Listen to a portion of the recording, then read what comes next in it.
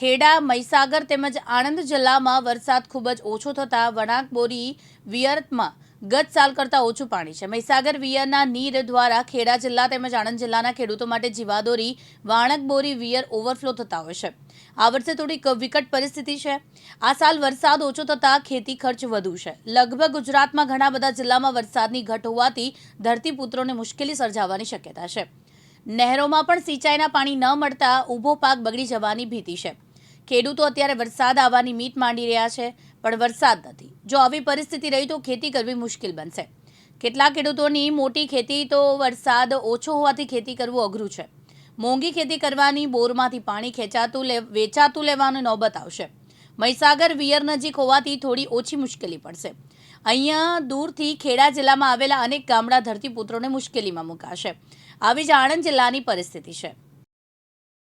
અમારી જમીન આવેલી છે વણાકબોરી ડેમ, ત્યાં અમારી 10 વીઘા જમીન છે અને વરસાદ ના પડે તો 25% જેટલું નુકસાન છે અમારે અહીંયા ખેતીમાં। અને આગળના ગામડામાં વધારે વરસાદના કારણે આગાડી વધારે 50% જેટલું નુકસાન થશે। બાકી વરસાદ અહીં પડ્યો છે પણ બાકી ઓછો પડ્યો છે। એમ જો ઉનાળામાં વરસાદ નહીં પડે તો તમને કેટલું નુકસાન થાય? અમારે 50% જેટલું નુકસાન થાય અને આગળના ખેડૂતોને કેટલું નુકસાન? આગળના 95%, 70% ની આજુબાજુ થાય। જ્યાં પાણી ના હોય ત્યાં અમારે વિયર ડેમ આવેલો છે, એના લીધે અમારે 50% બચાવ છે। એમ ખેડૂત કેટલા વીઘા જમીન તમારે? અમારે 5 ભાઈ હતા, 5 સાડા 5 આવી છે ભાગમાં।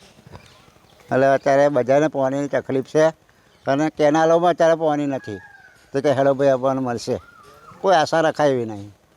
હવે ખેડૂતોને જીવવાની મુશ્કેલી છે। આ કૂવામાં લોકો 150 રૂપિયા કલાકે લે, પણ લેવું પડે પાણી વેચાતું, ના લે તો મારે રવિ બગડે, ખાઈએ શું ફરી આવતા વર્ષે?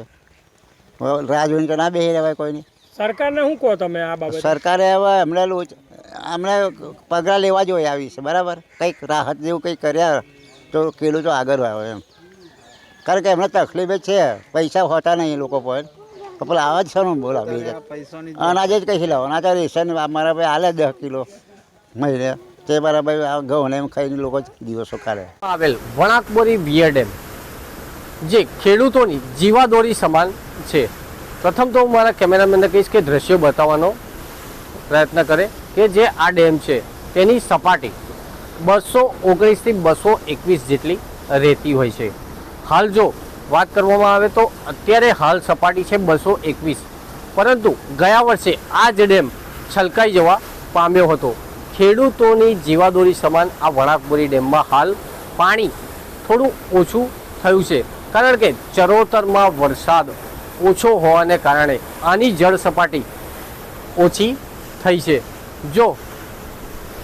જો વાત કરવામાં આવે તો ઉનાળામાં ક્યાંક ને ક્યાંક ખેડૂતોને સિંચાઈ માટે તકલીફ પડી શકે તેમ છે। કેમેરામેન હેમંત ભટ્ટ સાથે હું નિખિલ ભટ્ટ, દિવ્યાંગ ન્યૂઝ, વણાકબોરી।